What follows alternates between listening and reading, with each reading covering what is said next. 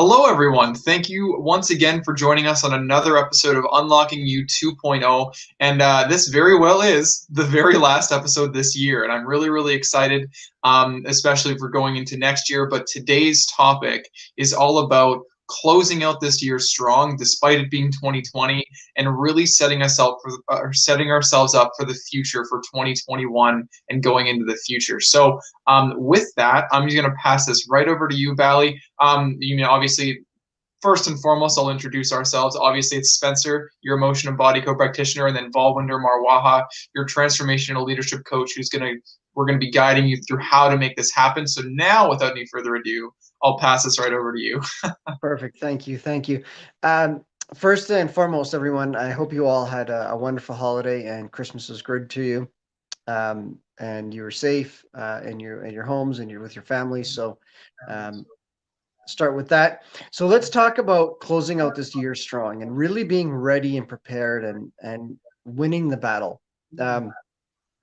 The first thing I want to talk about, we're going to talk about 4 different things today, but the first thing I want to talk about is getting to your truth.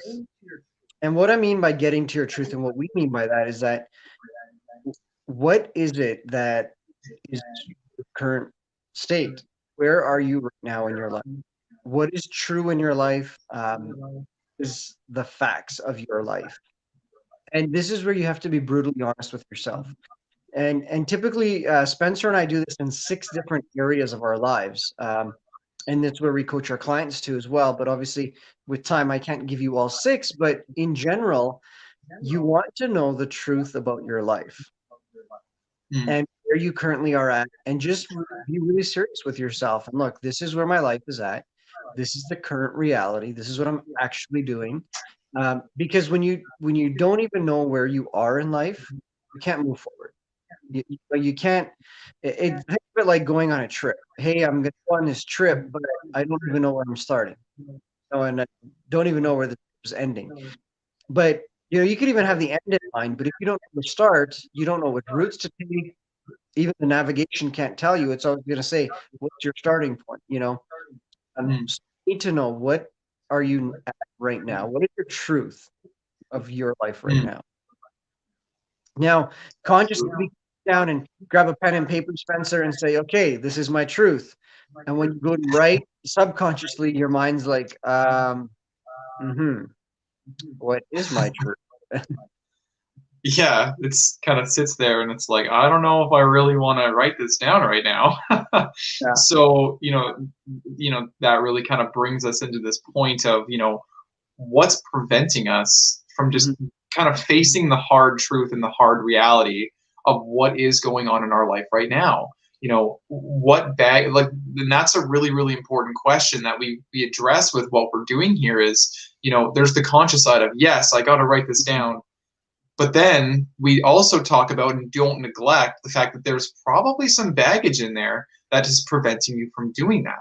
There could be trapped emotions of nervousness or worry or fear about what the future might hold, or maybe some shame or humiliation from where you're at right now. Right? Like, if you're starting to write this down and you're starting to feel, you might start feeling bad because you're like, oh, this is where my life is right now, and you might start getting all these things, but that's when a practitioner can come in.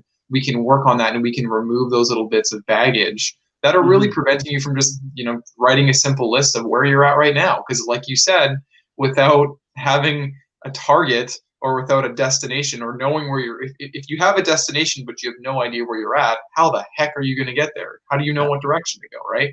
So that's what's kind of going on subconsciously for that particular thing. What's next? And Spencer, I think for you and I both, that was a big step. We didn't realize that, look, we need to know where we are in life right now before we can actually move forward. And there's not a lot of places that talks about that. They're like, hey, yeah, set goals, set a plan. But if you don't know where you're at, it's really hard to do all of that. So this part is very, very important. In fact, Spencer, you and I work with our clients a lot on just this part, setting them up so they understand what their life is currently at. So once you've got that figured out, you know where your life is currently at. The next thing you're doing is you're clarifying your vision. And when we talk about clarifying your vision, it's really, what is it that I actually want in my life? These are the things I have. These are the things that, they're already there in my life. This is where I'm at in my life. But what do I want?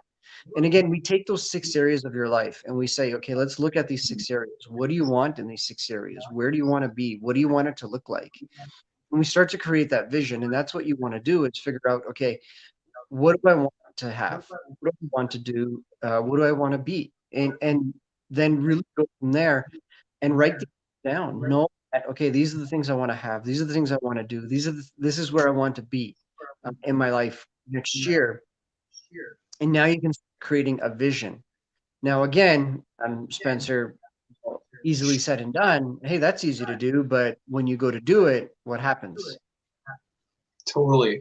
And quite frankly, there's with this particular topic of, clarifying your vision, there's two main things that really kind of pop into my head, especially when I'm talking about the emotional or subconscious side, rather.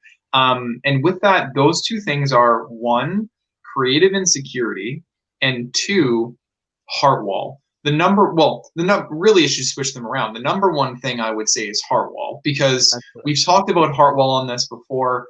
And the idea is we have this kind of barrier around our heart that's kind of suppressing the messages from our heart getting out to other people, getting out to other organs. But our heart is what holds our mission.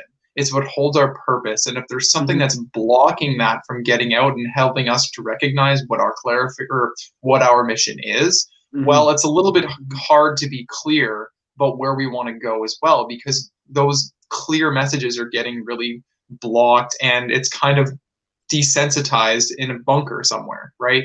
So that is a major thing that is definitely holding people back from getting more clarity. But the second thing is creative insecurity. And with this whole thing, like I've talked about this before as well, my favorite emotion to release ever, because really us as people, we're designed to create things, right? That's how we do things. We create paintings, we create houses, we create a business, we create a relationship. And if we have any kind of insecurity or if we feel like we're blocked in that creative process, well, it's only what we're supposed to do on this planet. There's a little bit of a problem there, right? Absolutely. So, so those two things I would say are the most, but obviously it could be a multitude of other things as well. But those two things I would say are the biggest things that are preventing you from clarifying that vision, because it helps you or prevents you from kind of getting to that point. So what's next? And I can speak to that, Spencer, because once you worked on my heart wall, had my heart wall removed, it became very clear what I wanted. It was super easy to know that, okay, this is what I truly want in my life. Prior to that, it was muddled, and I was like, yeah, I want to help people, and I wasn't sure how, and I kind of dabbled in things here and there, and then it became super clear. So that heart wall part is so important. The next thing is that you need to define a strategy for yourself. So we figured out, look, this is your truth. This is where you are in your life. These are the things you want. So now, how do we get them? What's our strategy? What are the things we need to do in our life? What are the things we need to change in our life? What do we need to learn in order to have these things? And so we create a strategy, and there's a number of ways to create a strategy. When you're setting goals, for example, using the SMART system. But creating that strategy is so important because, again, let's go back to the trip analogy. You're going to go on a road trip. You know where you're going. You know where you're started, but you need to know what road to take and what highways to take and where to turn and where to exit and plan. If you, hey, I'm going to get there, but then there's no road to get there, or there's a big body of water in between and you've got as a car, there's a problem, right? So you need to figure out your strategy. What's your game plan? And how are you going to do that? This part is the most time consuming, and sometimes the most difficult. And we've got systems in place that can help you do that. But this is the most important part, is really defining your strategy and knowing how you're going to get there. So, Spencer, I talk about, hey, let's create a strategy. Let's figure out what we need to do. And our subconscious mind says, I can't do this. Yeah. Yeah, there's a few things that could potentially going on this where I mean the subconscious is great, right? Because Right? once you sink into what you want, it gets you to where you want to go for sure. But there's definitely going to be some roadblocks along the way. And with this particular thing, a couple of things that kind of pop into my head are maybe not things that most people think about, but it's actually legitimately things that are in the way or could be in the way. So one, we have different parts of our brain that are different glands and stuff like that that are actually responsible for planning and stuff like that as well. One big thing is the pineal gland. It's actually really big in planning and looking ahead, and it's directly correlated. And maybe some people out there might like roll their eyes or whatever, but with when I mentioned chakras, it's a legit thing. And That's the pineal gland and the third eye chakra are actually correlated energetically. And so if either one of those is kind of out of whack or something like that, that can actually cause you to have some big challenges with planning things ahead. And another really big thing too that in the body code, emotion code, all this stuff is this thing that I like to call that we call a memory field. And these things are actually really interesting. It's almost like a cloud of memories that kind of shows up in front of your eyes, and it kind of restricts your vision because it's your subconscious is constantly looking for these different memories that you've had in the past for specific scenarios. And it could be different things. It could be all of your memories. It could be a very specific memory, like maybe you had a catastrophic failure and your mind is always drawn to that memory. Or it could be a series of things. So like, let's say you're a single guy, you want to go out on a bunch of dates, but maybe you get rejected all the time. Well, boom, maybe this memory field kind of comes in your face or appears in front of your face, and all you see are all the different times that you got rejected in the past, and it really prevents you and holds you back from wanting to go out there. So the same thing could be for planning. It's like, oh well, every time I plan stuff it never works out, so why even bother? Get that crap out of there. We don't need it. Yeah, absolutely. So that's kind of what's going on Yeah. subconsciously in that And respect. and you know the 90-10 rule, right? And some people even call it the 99-1 rule, but 90% of the work of our mind is done by our subconscious mind. And some people will say it's high as 99%, but and this is scientifically proven that our subconscious mind does control everything that happens. So you might be wondering why do they always talk about the subconscious mind? Well, it's because it has such a huge role in everything you do. At least 90% of everything you do, right? And your conscious mind is only 10%. So and like I said, some people say it's only 1%, right? So the last thing that you need to do is look, you've got your truth, you know what your vision is, you come up with a strategy, you got to take action. You know, it's great to have all of that, but if you're not doing the things required to get there, it's useless. You just, you know, did this great exercise and did all these things, but now you're back to square one, right? So taking action, it doesn't have to be huge. You know, for me, taking action in one of the things I want is I read 10 pages a day, 5 days a week, 10 pages. That's it. It's not a huge action, but it gets me to where I want to be. And if you think about how long would it take me to read 10 pages, 15 minutes, maybe 20 on, you know, depending on the book, but that's it.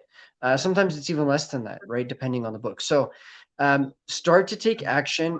And it's not just, I'm going to do this today. It's what are you going to do every day? How are you going to carve out your schedule and make things happen every day? So, Spencer, what happens when we try to take action? Absolutely. And there could be a number of reasons for things. All the stuff we've already talked about, that's all baggage that's contributing to this whole taking Mhm. action scenario. And like you said, like even creating a plan, that's an action step. But guess what? You're removing baggage for preventing you from taking that action. Yeah. You know, like, oh, I want to figure out what I want and where I want to go. Guess what? That is a form of action, but there's baggage that's preventing Mhm. you from doing that. So what this is, taking action in general with literally anything you can imagine, is there subconscious baggage that is blocking you from getting there? And that's what we Yeah. do in the emotion and body code system is we look at the thing that you want, we figure out what action step you want to take or whatever your goal is or whatever your affirmation is, and we ask your Mhm. body, because it knows everything. Subconsciously it knows, and we can It ask it, knows we can tap exactly. into that. We just simply say, are there imbalances that are preventing you from taking action in this particular thing? And Mhm. you never know what it could be. Anything can cause anything. It could be an organ. It could be a meridian. It could be a chakra. We've already talked about. It could be trapped emotions or some varying type of energy. There's lots of amazing things. We've already talked about a lot about them on this, on this call or on this StreamYard or the stream already. And the fact is there is baggage that is holding us back. And if we can tap into that, get rid of it, then we can start to see amazing shifts in our life. So with that, we've kind of already answered it as we go through, but there's baggage. Let's get rid of it. So with that, is there anything else you'd like to say, Valley? Look, actually, here's one thing that I want to close off with and just say is that I had a few people in mind when I thought about what I was going to talk about today. And if you're watching this and you're one of those few people that I had in mind, I created this for you because I knew you needed this. Okay. And if you're one of those people that are watching this and know, you're going to know right away because you're going to be like, yeah, I can tell by what he's saying. He totally did this for me. So the reason why I did this for you and we did this together is that we want to help you change your life. We really want to take you to the next level. We want to get you unstuck and really just get you to your true calling and your mission and make you excited to get out of bed every morning. So like I said, if you're watching this and you know that this was done for you, you need to reach out to me or you need to reach out to Spencer because we are here to help you. And there's so many ways we can do that. Okay. Aside from that, if you want to learn more about what it is we do, how we combine the conscious and the subconscious, check out a couple of different things. One, check out our website at www.leadyourideallife.com. There's a couple of awesome videos. If you want to watch a really cool video, it's about 6 minutes long. It really talks about how things have changed. Check out both of our either Instagrams or Facebooks. In the last couple of days, we posted this movie trailer. And it's actually a trailer. I shouldn't say movie trailer. It's a trailer to our docu-series. This is, Inside Out Institute, the organization that Spencer and I are both with, is going to be having a docu-series either featured on Netflix or Hulu or one of these things. And this is the trailer for it. And it really tells you, what's going on and how we're doing this and what's really happening. It's a major shift. It's pretty awesome. So check that out. Last but not least, if you want to watch the webinar, www.2020recoverymanual.com. Go there. You can register and watch the live webinar and check out what it is we do and how we can truly help you change your life. So with that said, that's all I've got. We'll be back again next week with another episode of Unlocking You 2.0. Spencer, anything you'd like to add? See you guys next year. Happy New Year, all that stuff, and we'll see you next year. All right, take care. See you next year, everyone. See you guys.